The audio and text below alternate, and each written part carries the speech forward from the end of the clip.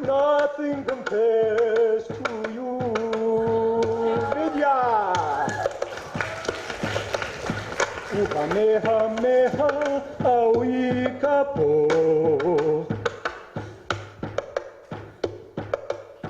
Mehemanu kaniole.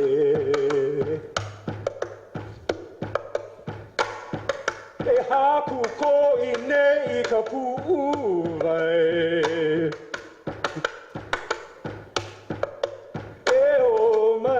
Ai he akaheba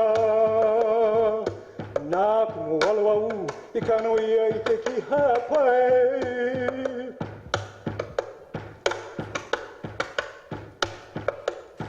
I kale ana I ka hoi mai Ni poiki ane loha Pela ka ano I ka maka Uvai ao helike me oi Nothing compares to you Vidya Nothing compares to you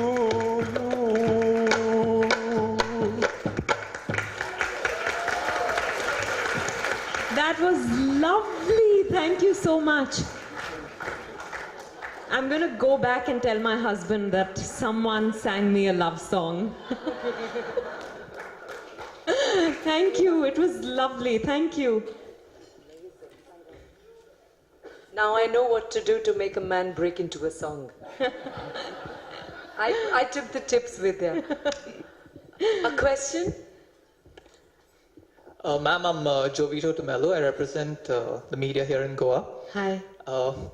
Good evening, ma'am. Good evening. I would like to ask you, a lot of the conversation today has been about the beauty of actresses, right? The external beauty. But what you present for us here is not only beauty, but I think so a wonderful personality. I mean, Thank you. The things that you tell us through this conversation and the way you portray roles in films. I mean, there's a lot more depth that goes into it. And I don't know, on behalf of whoever, I'd like to... there. Wonderful. I know you're inspired. Yes, I don't know, I'd just say I'd like to congratulate you. And if there is anything that you could tell us, what is the source to keep such a happy, bubbly personality? That's a good question. That's a good question. Thank you. Firstly, I think, beauty is as beauty does. So I've never really focused too much on, I don't know, I don't necessarily appreciate just the standards of, the ideal standards of beauty that are prescribed. I think I've been just, yeah, no, and you see people around you. I've grown up watching people, seeing people around me all my life who wore absolutely, which is, no makeup, but they sparkled, they didn't pay that much attention to their appearance. Today there's too much focus on appearance. Not just how you're turned out, what you say, how you say it. We're all constantly on tenterhooks. But again, like I was telling you that many years ago, I just liberated myself from that. I said, I can't make sure that everyone is going to like me and forever. So let me just be myself and let me be my biggest, I don't know what you call it, source, fan, supporter, strength. And that's how it's been. Not that I don't flounder, not that I don't, I do go through a lot of self-doubt. But I think now, with experiences, that period of time that I take to bounce back has reduced. But I think it's just, and I am an eternal optimist, like I said, and that's what makes me smile. When someone smiles at me, I feel like everything in the world is okay. And when someone's not nice, I'm very sensitive. I just feel like saying, what is your problem? Why can't you just smile, But Yeah, I think it's just that the source is that faith that the world is a good place. And I don't mean to sound poetic or anything of that sort, but genuinely, I believe there's a lot of good, and it's for all of us to share in. Thank you. Wonderful. Thank you, ma'am. Yes, that is Mr. Vijay Nayak, editor of Sakal from Delhi. Vijay, I want to ask you about the role which is being played by the actors who have become politicians and they are representing Bollywood in the parliament. What do you think about them? I think,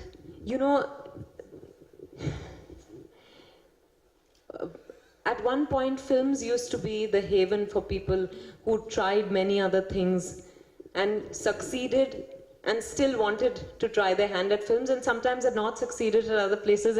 But films was something that everyone wanted to try, and today I think politics, everyone wants to give a shot at. But I think, therefore, you have a lot of actors. Some of them have been effective politicians, so great, more power. We need people from all walks of life. But we need true blue politicians also, and people who've been in the services, and people who understand all that better, It's politics is not only about the vote bank. No. I like I said, never say never, but I don't think I'd be able to contribute effectively, honestly. And with commitment, I doubt it.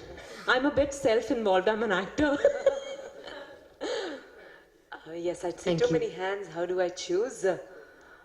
Rahul Narvekar, the CEO of Indian Roots, an e-commerce portal with NDTV, which is promoting crafts heritage and also new designers Personal from question, India. Vidya. You come from a typical Tambram family, right?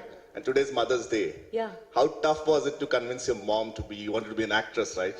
Yeah. So tell us something about your mother and how tough was the conversation when you said, I want to be an actress in Bollywood? Are you you're not. You're Narvekar, Maharashtrian. Okay. My mother actually said, what is all this? What have you been reading? Who have you been watching? No South Indian girl ever becomes an actor. And I said, Hema Malini is South Indian. And I said, she's the biggest. She said, no, but from our family, education is the only thing. And, if your grandfather was alive, he would have just beaten you to pulp. So I said, but my father is very soft. She knew that he would never do that. And like I said, so initially there was shock.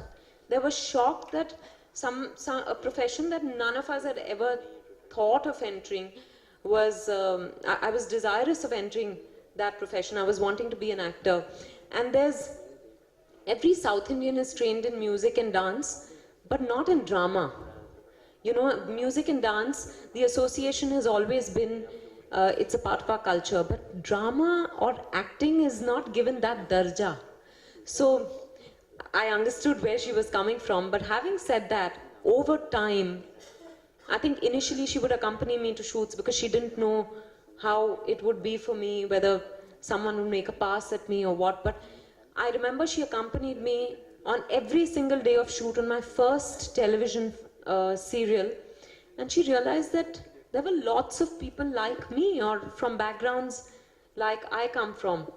So, and she realized that I was capable of taking care of myself, and she stopped coming with me on set. And at some point, like I told you, she was praying that film, that elusive film happens. So I think initially she was very, very averse to it, but then today she appreciates, or rather she's very proud of my work. Thank you. Kiranji, I'll make a second request to you. You are with us. Please ask a question. Quickly get a mic. I'm actually nervous. Vidya, how did marriage strengthen you? Did marriage change you? Or in any way, tell us, how has marriage impacted you in any way? Or how did you reach out? How did you handle it? How have you balanced it? Um,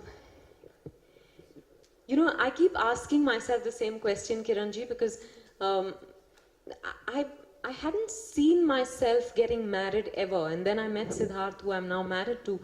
And suddenly we started seeing each other, and this seemed like the natural progression. I could imagine spending the rest of my life with him. Also because, like I said, he has been brought up to believe that marriage is, you know, and I'm saying he particularly because I was not sure whether I wanted to get married before I met him, but I realized that here was a man who saw marriage as coming together of equals, of two people, of partners, just like I did. So I was happy to get married, and touch wood, it's been great. I will say that life does change after marriage. I can't really quantify or qualify exactly how things change, but I think initially, I remember after I got married, I wanted to take a break for a bit. I was going through some health issues, but I killed myself to continue to work despite my terrible health, because I felt like, what will people say now? You know, as women, we also, as professionals, we don't want to be seen as compromising on any of those. So I kept telling myself, no, people will think that now I'm slowing down because I've gotten married, that I'm not as interested because I've gotten married. So I have to keep at it. And I kept at it, and at the same time I was trying to do everything at home, and Siddharth told me, he said, you know, suddenly why have you become this other person? You were, you know, you've never been, you don't have to be a homemaker. You and I can equally distribute things between each other, and I'm so grateful to him for that, because like I said, I'm also, there is the conditioning in me also, even if I want to wish it away. So somewhere I was trying to be this perfect professional and wife. I think what's happened after 2 years of marriage, what began to happen is I let go. I said, let me just do what makes me happy. In the time that I'm free, if I want to, you know, take complete charge of the house, I'll do that. In the time that I'm passionately involved in the film, I'm not going to be involved at home, and that's also absolutely okay. So I think that's the big realization that has happened, that you don't have to be perfect. You know, somewhere I think we put this pressure on ourselves, and I did for a while, but now I've let go of that pressure. I think you've said it just right. It's being all, it's being this and that, and you're trying, you know, to be there for your family, and you're trying to be the professional, and you're trying to be there as a homemaker, and as the wife, and as somewhere again I felt a little lost, you know, and then thankfully, I think again conversations with my loved ones has just helped me ease up. I think I've become an easier person. I don't carry any burden on my shoulders anymore. Thank you.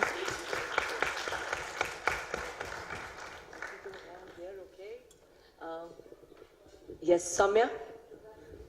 Rashmi. Rashmi is part of an all-women expedition by road from Delhi to London. Wow. Thank you for that. Good luck for that. Thank you so much, and good evening. Vidya, you come across as such a happy and positive person, but you've also done some really dark and intense roles. So how difficult or easy is it to switch that off at the end of the day?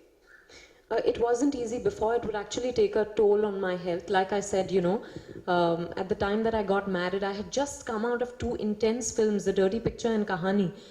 And I felt like I needed a break. In Hollywood, actually, they go through detox programs after they've done intense films. We have nothing like that here.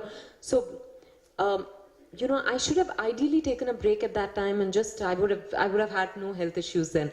So it does take a toll. Finally, you're playing with emotions. You know, you're pushing yourself to feel things that you probably don't feel on a particular day or at that particular time. So it is sometimes very, very tough. and it leaves you feeling drained. But I think Hamari Adhuri Kahani is an extremely intense love story, like you must have seen in the trailer. But you know, this is the one film I think it's been a coming of age in some way for me, because I just didn't come out feeling drained, and this is a first. I came out feeling I'd have a good day of shoot and then I'd completely switch off. I think I've learned to do that over time. It's taken me 10 years. I complete 10 years in June. But it does take a toll, and you have to have your, you have to know how to unwind, which you learn only over time. So what helps you to switch off? That's interesting. What helps you? What's your tool to switch off? Music, sitting and watching the waves. I live on Juhu Beach in Bombay. So just sitting and watching the waves sometimes just doing absolutely nothing. I also write my diary. So the diary helps me vent sometimes. And my niece and nephew, I have a twin niece and nephew, my sister's kids, a boy and a girl. And actually, even if I just speak to them on the phone, I realize that suddenly something changes. I think children have that ability. So I think all these things help. And of course, chatting, I chew Siddharth's brains. I have to tell him exactly what happened in the day and all of that. Once I get it out of my system, then I think I'm able to unwind. And at the end of the day, I always pray. And have your prayers changed in their vibration, in their energy? Maybe earlier you asked for maybe a movie. God, get me that one movie. And now, do you think your relationship with God, with your own spirituality, has also sort of been affected by that? Just let go. It's okay. Just be with me, or some sort of a qualitative change in your relationship with the Force. Yeah, I think that constantly goes through, ups and downs. It's sometimes you feel that you know the meaning of surrender, and then suddenly you're surprised because when you feel you know how to surrender, something shows you that you haven't completely been able to do that. So I think that's a constant process of, I don't know really. I just pray. Sometimes I pray more, sometimes I pray less, sometimes I don't pray at all. So I think it's just, I go with how I'm feeling. So what are you going to write in your diary tonight? That I had the most fabulous session here. Amazing. No, amazing, genuinely, I've had a lovely time, and thank you all. The energy is great here. I mean it. We have a little surprise for you from all of us here. So I will call upon Mansi Mahajan. Thanks, Arvind. As a taboo breaker, an exceptionally talented Indian actress, you are an epitome of feminine power who represents quintessential womanhood in the Indian film industry. You uphold a charismatic persona and depict strong, inspiring, realistic women, characters in your most laudable ways. By your spectacular and powerful performances, you have carved a distinct place for female roles and given stature to women-oriented cinema. As an internationally acclaimed actress, you were appointed as a core jury member at the 2013 edition of the Cannes Film Festival. You were also awarded with the Padma Shri by the Government of India in 2014 for your incredible contribution to Indian cinema, and with 5 Filmfare Awards, which are verily the Indian Oscars. We salute you for uplifting womanhood in a male-dominated industry, and for all the inspirational protagonists that you have essayed with aplomb and originality. For your role in reviving the feminine regard in the Indian film fraternity, and for your brilliant portrayal of some of the most magnificent women characters. The All Ladies League at the Women Economic Forum is proud to confer on you, Vidya Balan, the award for the Iconic Woman of the Decade for excellence in empowering women-oriented cinema.